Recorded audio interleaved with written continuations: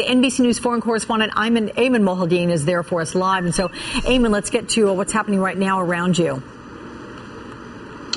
Well, let's start off here with the situation in Gaza. Right now, it is really quiet behind me. The streets of Gaza are really empty. Most people this time at night go to their homes. The streets are pretty much quiet.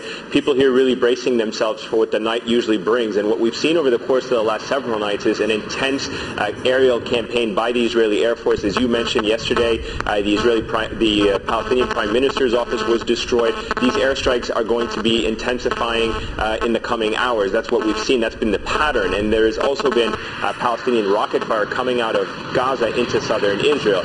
The fear that grips the people here is one that can't be described. People here are extremely nervous, extremely anxious about the conditions. And as you mentioned, there were sirens going off in Israel. Well, there are no sirens that go off here in Gaza. People very much feel a sense of anxiety waiting for that next possible Israeli airstrike. There was in the last hour or so an airstrike that took place in the central part of Gaza, according to a spokesperson for Hamas.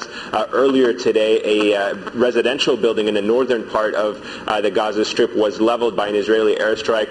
35 people in that building believed to have been trapped, but no casualties as a result of that airstrike. One of the problems that we've been talking about, and one of the fears that many Palestinians describe for us, is the fact that Gaza is so densely populated. You know, Israel may be trying to carry out precision strikes and targeting specific buildings or vehicles, but the way Gaza is, when you carry out a strike of that magnitude, it is bound to have civilian consequences and damage to the civilian infrastructure here. That's also the growing concern if indeed a ground invasion happens. With thousands of Israeli soldiers possibly going into Gaza, it would lead to urban warfare. And that type of urban warfare would undoubtedly have civilian consequences, as we've seen time and time again. Officials here, Palestinian officials, have been telling us the death toll of the operations, the Israeli airstrikes, so far has topped 40 people, 8 children, 2 women. Hamas has claimed in the last 24 hours 4 of its fighters were killed by an Israeli airstrike. So there's no doubt there's a great sense of tension and fear among the people of Gaza. There are diplomatic efforts underway in Egypt to try to put a 48-hour period of cessation of hostilities, but there's still no confirmation that has gone into effect.